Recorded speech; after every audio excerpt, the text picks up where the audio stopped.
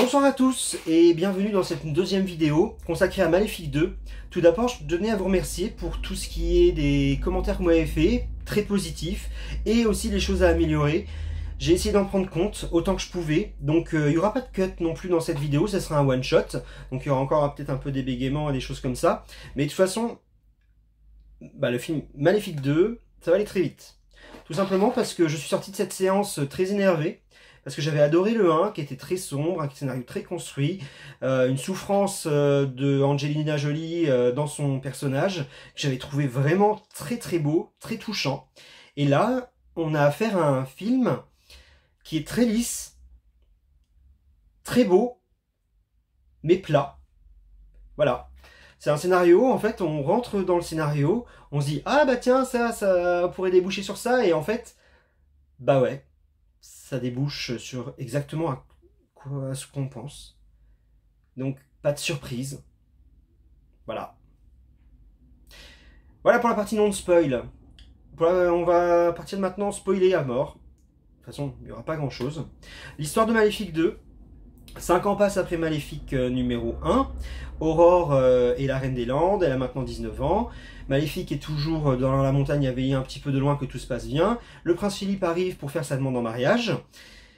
Du coup, Aurore demande à Maléfique de faire un effort parce que bon, elle est un peu persona non grata dans le monde des humains, et etc. Donc du coup, elle demande de la trévisser un petit peu, elle cache les cornes, etc. Ils vont au repas.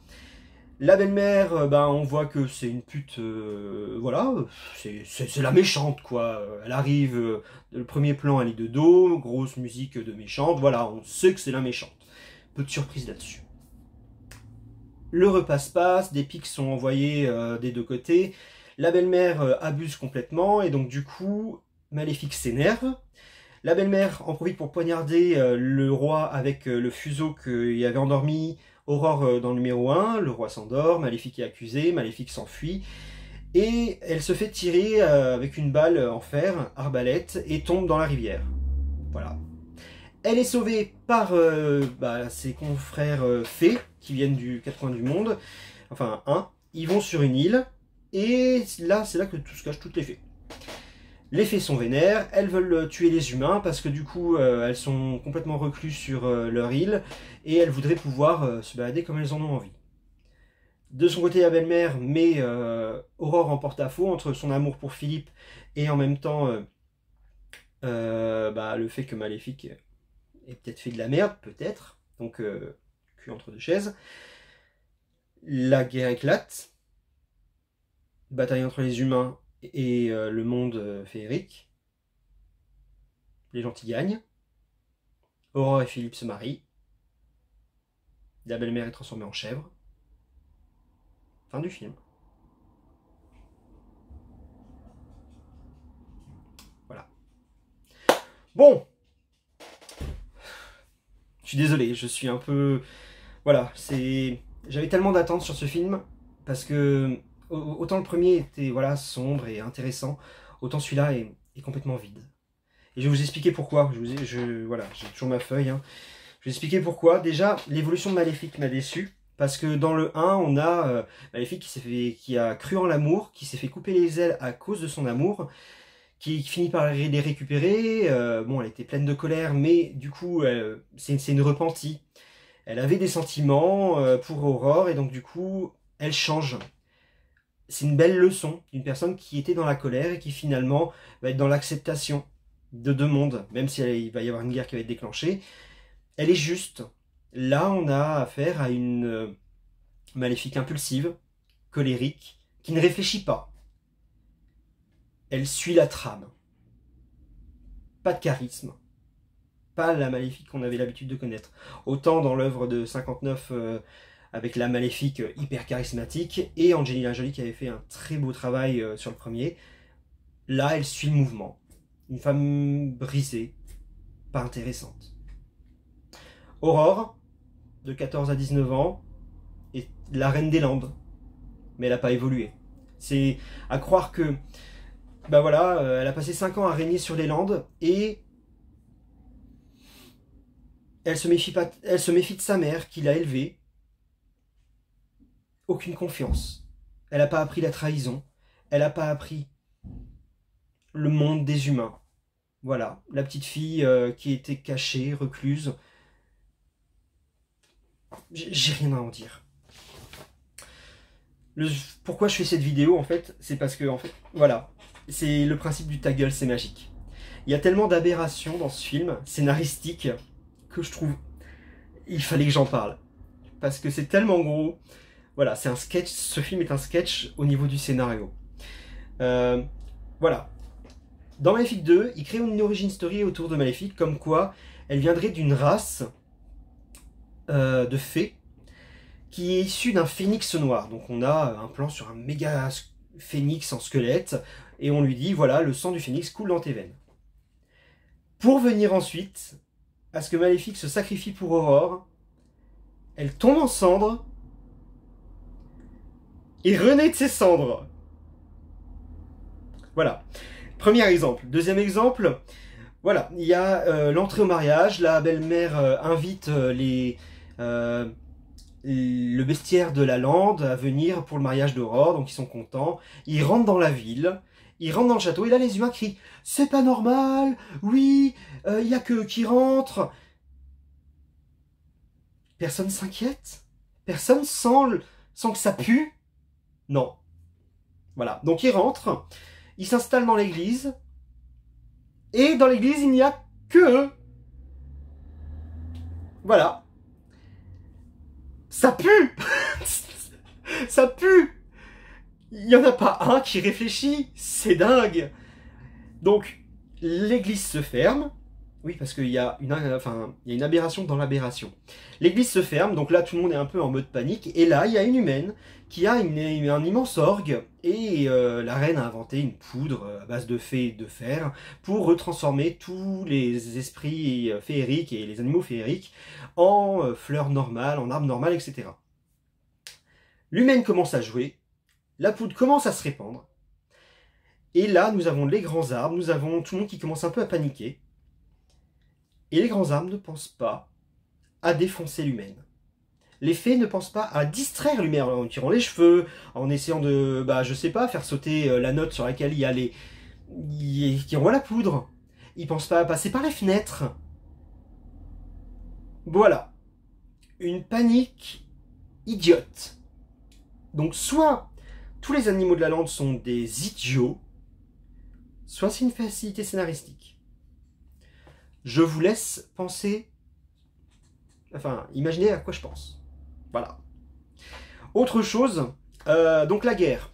Il y a le château, les catapultes avec la poudre qui font redevenir les êtres féeriques en êtres humains normales ou en choses réelles. Les fées attaquent par les airs. Les catapultes envoient la poudre. Les premières fées sont touchées et deviennent des cendres. Et les secondes sont horrifiées. Par contre, celles qui sont derrière foncent dans la poudre.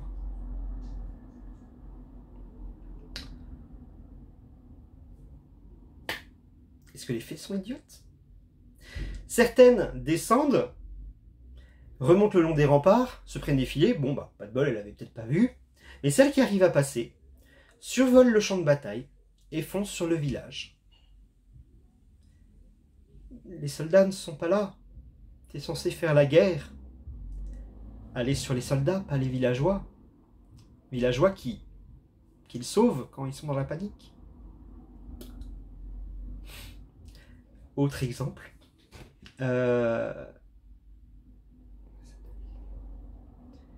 Voilà. Aurore découvre un cachot, un dressing de la reine, des choses un peu étranges, et elle rentre dans un cachot, là où a été inventée la poudre. Elle voit le cachot.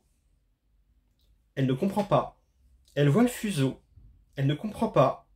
Elle s'approche du fuseau. Elle a une vision. La reine arrive. Oh, je suis la méchante! Voilà. C'était un plan machiavélique. Merde, ça fait 10 minutes que t'es là, tu te rends pas compte que il y a un truc qui pue, t'es dans le dressing de la reine, tu rentres dans une salle qui est derrière le dressing de la reine. Ça pue, putain! Tu fais quelque chose. La reine débarque. Jetez-la au cachot. Alors, jetez-la au cachot. Les cachots de Disney, c'est la chambre. La chambre avec un balcon, des draps, et du coup, que va faire une princesse de 19 ans pour essayer de s'échapper? Elle met les draps pour faire croire qu'elle est partie. Les gardes rentrent, elle sort, elle ferme la porte. Mettez-la au cachot. Fer, clé, fini. Facilité scénaristique. Bref, autre exemple. Le roi, du coup, se fait endormir, etc. Et, du coup, Maléfique, pour briser le charme, détruit le fuseau, enfin la pointe du fuseau, pour que le roi se réveille. Et donc, le roi se réveille. Mais dans ce cas-là, dans le 1, une fois que Aurore s'est piqué le doigt, elle l'embrasse pour la réveiller. Pourquoi elle ne détruit pas le fuseau pour réveiller Aurore?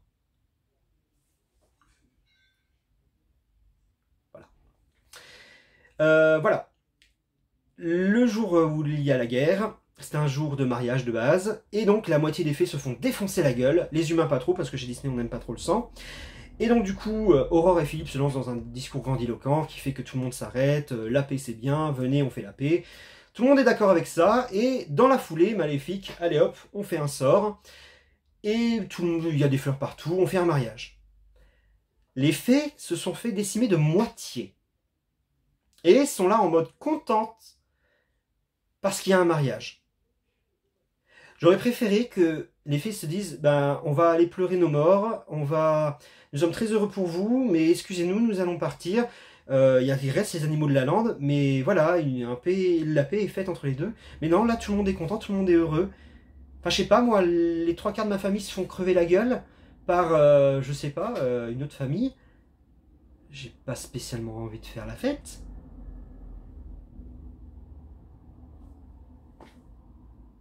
Voilà. Et donc du coup, on a Aurore, encore une autre chose, Aurore qui, pendant qu'elle est un peu le cul entre deux chaises, elle est la reine des Landes, elle va dans le château des humains, donc elle prend des robes, elle aime pas trop ce côté un petit peu, voilà, je vis dans un château, je suis une princesse, etc. J'ai des robes qui me sont pas à l'aise, etc. Je préfère être moi-même. Ok, très bien, développement de personnage, elle a un peu de personnalité, c'est très bien. Elle se marie, et dernier plan du film, c'est Aurore et Philippe qui vivent dans le château des humains. C'est triste. Voilà. Je vais pas aller plus loin, parce que clairement la vidéo est déjà trop longue pour ce que c'est. Je ne conseille pas d'aller voir ce film. Attendez qu'il sorte en téléchargement ou achetez-le, bien que ça coûtera cher pour ce que c'est, à mon avis. Voilà, attendez. Dépensez pas de l'argent pour ça. Ça aurait été un très bon film pour Disney Channel, mais ce n'est pas un très bon film pour le cinéma. Voilà. Merci de m'avoir écouté. À la prochaine pour un autre film. N'hésitez pas à me dire en commentaire si vous avez aimé ou pas, si ça a été trop long ou pas. Voilà. Bisous à tous et à la prochaine vidéo.